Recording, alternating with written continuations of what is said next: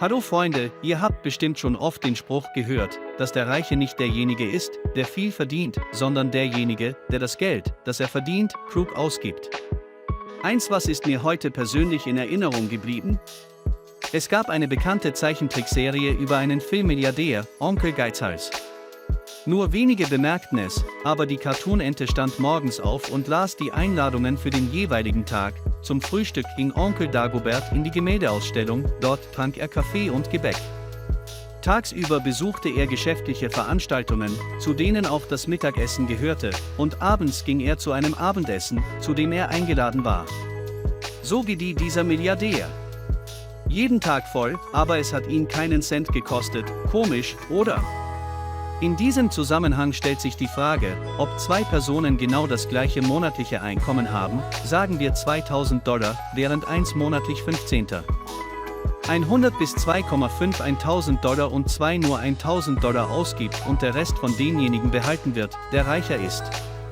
Wir würden viele ähnliche Beispiele finden und erster. Ein ähnlicher Fall wird auch in unserer Geschichte beschrieben. Es kursiert schon lange im Internet und hat viele Menschen zum Nachdenken angeregt. Lassen Sie uns gemeinsam ins Herz Amerikas und die gesamte Geschäftswelt nach New York ziehen. Vor ein paar Jahren betrat ein Chinese die Central Bank of America in Manhattan, schaute sich um und ging auf den Manager zu. Er vertraute ihm an, dass er Hilfe brauchte. Wie ist es in ähnlichen Fällen? Der Manager des unbekannten Mannes lud ihn freundlicherweise ein, sich zu setzen und fragte, wie er ihm helfen könne. Der Mann begann damit, dass ihm unerwartete Umstände widerfuhren. Er bereitete sich auf eine 14-tägige Arbeitsreise nach China vor. Und er musste sich $1000 leihen.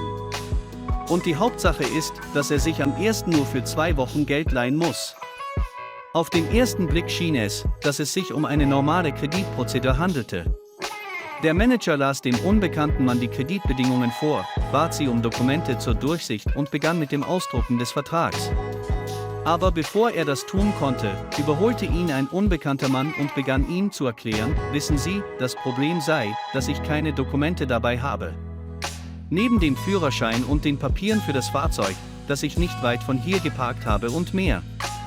Wenn ich in einer Bank arbeite, habe ich nicht einmal Zeit zu warten. Es können alle möglichen Situationen auftreten und der Manager ist einer der Menschen, die in der Lage sein müssen, den Kunden zu beraten, und genau das hat er getan. Selbstverständlich sind wir bereit, Ihnen zu helfen, aber die Bank benötigt eine Kreditsicherheit. Fällt Ihnen keine Alternative ein? Der Manager fragte selbstbewusst, der Mann dachte einen Moment, sie spielten mit dem Stift und dann sagte er, wissen Sie, ich hätte so einen Vorschlag. Direkt vor dem Eingang Ihrer Bank steht mein neuer Ferrari. Ich hoffe, das reicht als Garantie, ich lasse Sie hier. Da es sich in diesem Moment um eine Zusage handelte, fiel dem Manager innerhalb von 10 Minuten, nachdem er die gesamte Transaktion mit dem Abteilungsleiter besprochen hatte, fast die Kinnlade herunter, sodass die Geschäftsleitung der Bank die großzügige Zusage natürlich als mehr als genug ansah. Wenige Augenblicke später parkte der Autobesitzer mit Hilfe von mehreren Mitarbeitern seinen Ferrari in der Tiefgarage der Bank und erhielt dann einen lang erwarteten Kredit in Höhe von $1000.